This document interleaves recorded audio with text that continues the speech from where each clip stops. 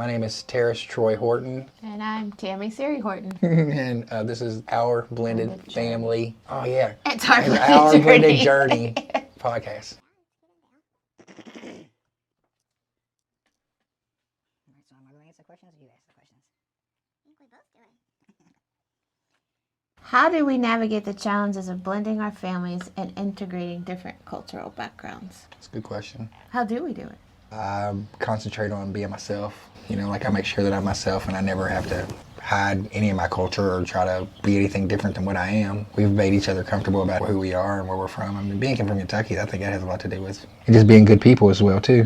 One thing that keeps coming to mind is you think we put raisins in the potato salad. Well, I mean, that's not me that just thinks that. That's just a cultural thing that they think the raisins go in the potato salad. That's a good one. We'll have to go revisit that question because that is a really good question. How do you navigate the challenges of blending your families and integrating cultural backgrounds? Patience and understanding, I think.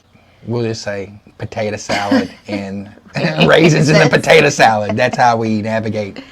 No raisins in the potato salad. Question number 2. As a therapist, what strategies do you recommend for fostering open communications and understanding within a blended family? I think patience. Again, it's patience. It's having hard conversations. It's understanding that we have raised our children differently. Yeah. And sometimes, we bump heads a little bit with how we've raised our kids. But I think it comes down to patience and communication. For our family, it's like we have adult kids, so we didn't have to raise our kids together because our styles, I think, is culturally different as while our child rearing ways are different. But that's a good question too. We have to revisit that one. This is just an introduction to Our Blended Journey podcast. Question number 3. How do you balance the different roles and responsibilities within your family dynamic, considering the husband is a barber and the wife is a therapist? How do we balance it? I think it's holding space for each other because having one-way conversations all day long, the first thing I want to do is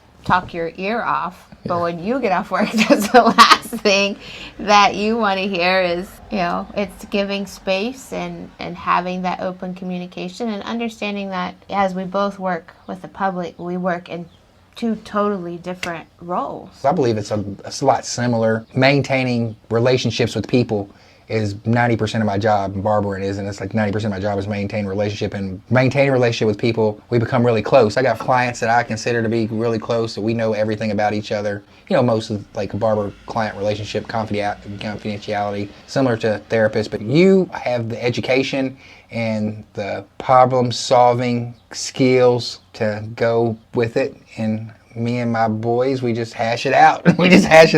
And I think that's the difference too, is the confidentiality piece, as well as, I hold space for people who've experienced significant trauma. Yeah.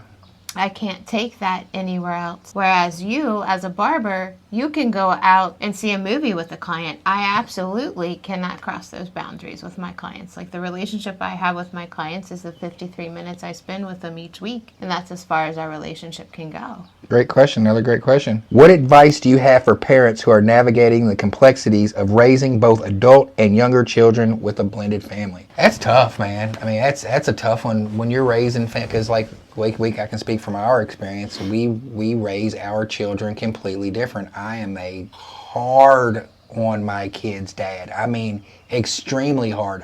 She might say different, but like when it comes to the kids, I talk to them hard. I mean, I talk to them tough. I talk to them. I cuss with them, and we have open dialogue conversations, so I feel comfortable with them talking to me about anything. I mean, I don't think I'm a perfect parent by anyway, but blending the families together. I can't talk to Bailey the way that I can't talk to Cass or Troy or Chris.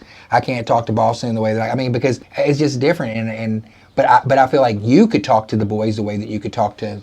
Because this is it's just weird. That's a good question too. I also think too, one of the things to understand in a blended family is to be, I hate to use the word step parent because I don't like that word, but as a bonus parent, to really look at that as a privilege. Yeah. It's a privilege and an honor to be a bonus mom to all the boys. I mean, it's to be able to walk their journey with them, be there when they need me, whether it's a breakfast bowl or a loaf of bread. I look at it as a blessing to be able to be a part of their lives. And you have been a blessing to their lives. I know that. Like we wouldn't be where we are as a family without us working together and communicating. And question number 5: how do you address and overcome any stereotypes or prejudice that you might encounter as an interracial couple with multiple children in today's society? I think I'm still learning. I don't pick up on things, certain things, but in other areas, I mean, we get the looks sometimes when we're out. Yeah. You know, and that is uncomfortable, but you know, it's getting used to that, because I don't care what other people think. Sometimes it gets frustrating from my end because we do live in a white supremacy world, especially in Kentucky. It's more white people in this area than it is black people. So like I came home the other day and I was like, man, I've been fighting white people all day long. I've been fighting white supremacy all day long. I just need a minute. Because I was like, and I know that that's something in a blended family. That's one thing that people can say about, like when a blended family, interracial relationship, you won't understand. She doesn't understand your struggle. She doesn't understand. I believe my wife does understand my struggle. She's perfectly made for me. But whenever I come home and I'm like, white supremacy kicked my butt today, you know what I'm saying? And it kicked me here and hit me there and hit me there. But our relationship, I can articulate it to her to where she can understand and she can have empathy and she can see it from a different lens. I do believe that's because she's a INFJ and a therapist. So that's just, we look at things in a different lens. Because I really don't care about what anybody thinks, especially anybody white, because nobody white has ever stopped me from doing anything. I think there's other cultural things that we have had to address where, coming from the single mom, coming from always being the one that has to hold everything together, to make sure the bills are paid, to make sure everyone's in line, to be able to give that over or to become a partnership was a struggle in the beginning. We talk about it and we laugh about it sometimes. The stereotypical white woman with a black man is that we control them, we tell them what to do, or and that's how, like, whenever I say sometimes about white supremacy, like if I see we're out and some white dude looks at us and they think that I'm with you just because you're a white woman, I'm like, y'all don't have no idea. Perfect example, one of our first dates when we went to Knotty Pine on the Bayou, and the girl, when we were there together, and the waitress, God bless her, probably never seen a black and a white couple in her life. She's probably 15, 16 years old. I think it was a cultural difference, as well as there was some family hiccups on my side for when we decided to get married. It was a big step. We had so much support from your side. Yeah. Which was important, Very important. But these are good questions, and if you like what you have been witnessing, this is a new podcast that we have started. It's called Our Blended Journey Podcast. It's whenever myself, Tarris Troy Horton, and my wife, Tammy Horton, talk about things that we've been through, and we answer your questions. You send us questions, we'll answer it. My wife here is an esteemed couples counselor, so we're going to be coming at it from a culturally blending families, from a perspective of two people. Here's the caveat.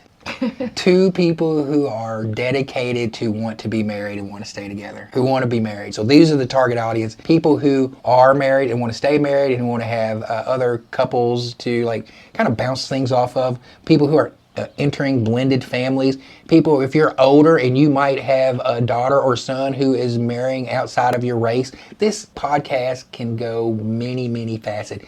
My wife is a trauma therapist. I'm a barber. I got sports kids.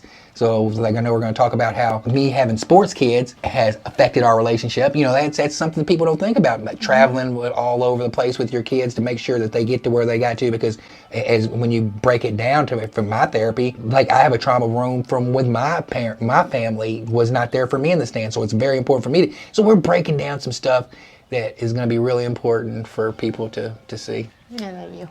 Is there anything else you want to say? I feel like I just talked for about 2 minutes straight. I think that's it for now. All right. Well, y'all stay tuned. Let us know what you think, and hit the like button or leave a comment to let us know that you're watching, and we really appreciate it. My name is Tarris Troy Horton. And I'm Tammy Siri Horton. And this is Our Blended Family. Oh, yeah. It's Our Blended Journey. Don't forget your fanny pack.